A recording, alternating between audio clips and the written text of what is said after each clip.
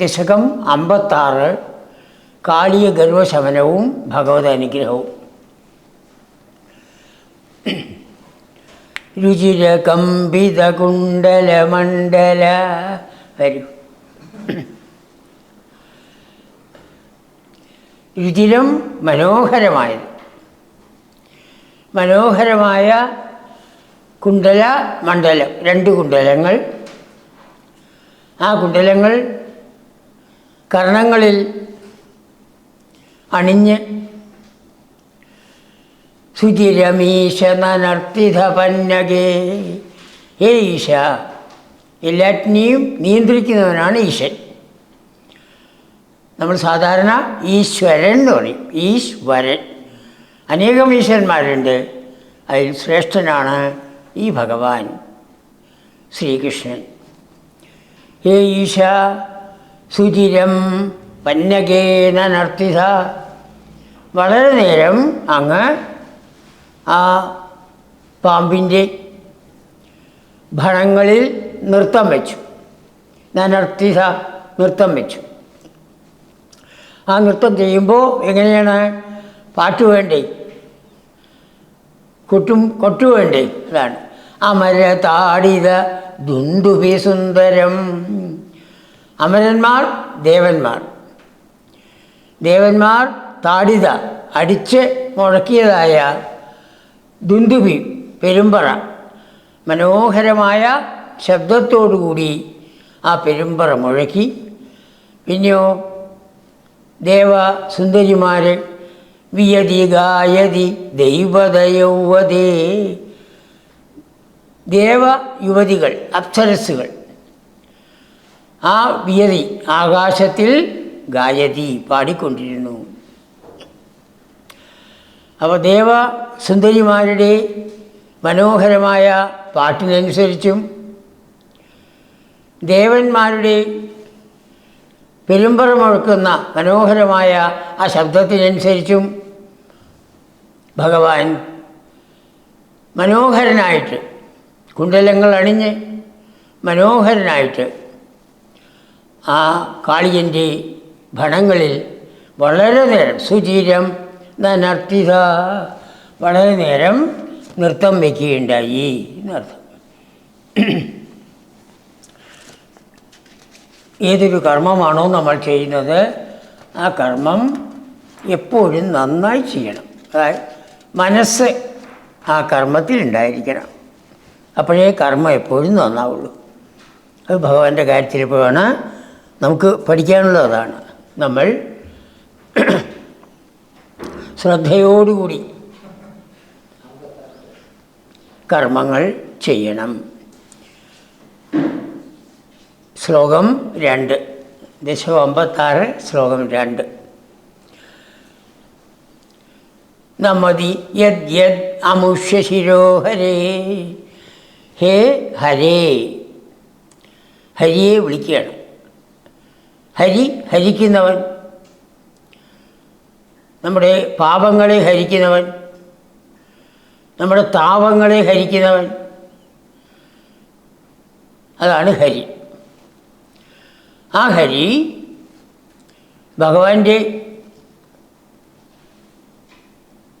അവതാരം തന്നെയായിരിക്കുന്ന ശ്രീകൃഷ്ണൻ ഈ പന്നകത്തിൻ്റെ ശിരസ്സുകളിൽ നൃത്തം വയ്ക്കുകയാണ്. യദ് യദ് ശിരഹ നമതി. ഏതേത് ശിരസ് താഴുന്നുവോ, ഭഗവാൻ ചാടുന്ന സമയത്ത് ആ ശിരസ് താഴും. നമതി യദ് യദ് അമുഷ്യ ശിരഹ. ഏതേത് ശിരസ് നമതി, നമിക്കുക, താഴുക. പരിവിഹായ, അതിനെ വിട്ടു. ഉന്നതം, ഉന്നതം, പൊന്തി നിൽക്കുന്നതുണ്ട്. എപ്പോഴാണ് പൊന്തി നിൽക്കുന്നത്? അഹങ്കാരം വരുമ്പോഴാണ്. അതുകൊണ്ടാണ് അമ്പലത്തിൽ പോയാൽ നമ്മൾ ഇങ്ങനെ താണുതാവുന്നത്. അമ്പലങ്ങൾ, ശ്രീകോവിൽ എപ്പോഴും വാതിൽ ചെറുതായിരിക്കും. ഇതിനാണ് നമ്പൂതിരി താണിട്ട് വേണം പോകാൻ. ഭഗവാനെ നമസ്കരിച്ചിട്ട് വേണം ഉള്ളിലേക്ക് കിടക്കാൻ. അതാണ്. അപ്പോൾ ഏതേത് ശിരസ് നമിക്കുന്നുവോ താഴുന്നുവോ അതിനെ വിട്ടിട്ട് പരിവിഹായ ഉന്നതം പൊന്തി പൊന്തി നിൽക്കുന്നതിനെ പരിമഥൻ നന്നായിട്ട് അടിച്ചമർത്തും. ഓരോ ചാട്ടമാണ്. 3 ലോകത്തിൻ്റെ ഘനമാണ് ഭഗവാന്. അതുകൊണ്ടാണ് അവൻ്റെ മുഖത്ത് നിന്ന് ചോര ഇങ്ങനെ ഛർദ്ദിച്ചു കൊണ്ടിരുന്നു. പരിമഥൻ എങ്ങനെ മഥനം ചെയ്യണ പദപങ്കരുഹ. പങ്കരുഹം താമര, പങ്കം ചളി, ചളിയെ തുളച്ചു വരുന്നത് ഏതാണ്? താമര. ആ താമര പോലെ ഉള്ള പദം, മനോഹരമായ പദം, പദപങ്കരുഹ. മനോഹരമായ തൻ്റെ കാലുകൊണ്ട് ചിരം വ്യഹരധാഹ. അങ്ങനെ ഓരോ ഫലത്തിലും ചാടി ചാടി ചാടി വളരെ നേരം വിഹരിച്ചു. എങ്ങനെ? ഇപ്പോൾ ദേവന്മാരില്ല. അപ്പോൾ കരതാള മനോഹരം, മനോഹരമായിട്ട് കരം കൊണ്ട് താളം പിടിച്ചുകൊണ്ട് ഭഗവാൻ ഓരോ പണത്തിലും ചാടി ചാടി അവൻ്റെ അഹങ്കാരത്തിനെ ശമിപ്പിക്കുകയാണ്.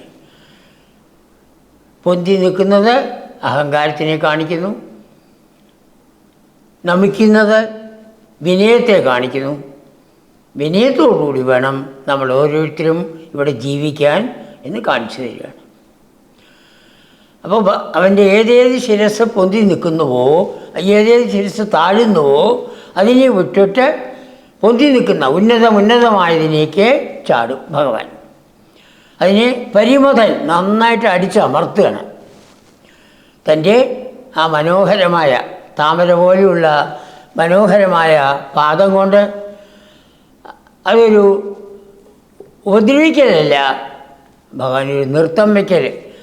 വിഹരധാഹ ഒരു വിഹാരമായിരുന്നു, കളിയായിരുന്നു. തൻ്റെ മറ്റേ നൃത്തത്തിനനുസരിച്ച് കൈകൊണ്ട് മനോഹരമായി താളവും പിടിച്ചുകൊണ്ടിരുന്നു.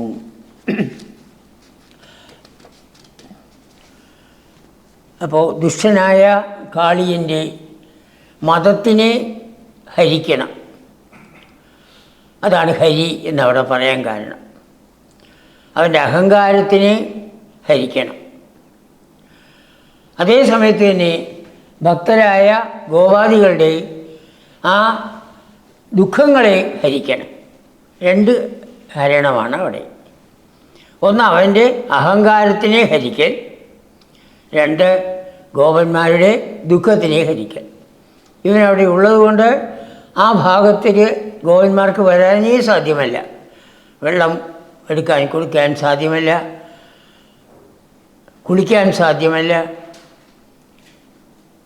തുണി നനയ്ക്കാൻ സാധ്യമല്ല. അതുകൊണ്ടാണ് ഭഗവാൻ തീർച്ചയാക്കിയത് അവനെ അവിടുന്ന് ഓടിച്ചിട്ട് ആ വെള്ളം ഗോപന്മാർക്ക് സൗകര്യപ്രദമാകും വണ്ണം ആക്കി തീർക്കണം. ഭഗവാന്റെ ലക്ഷ്യം അത്രയേ ഉള്ളൂ, അല്ലാണ്ട് കാളിയനെ ഉപദ്രവിക്കണം എന്നുള്ളതായ ചിന്തയില്ല.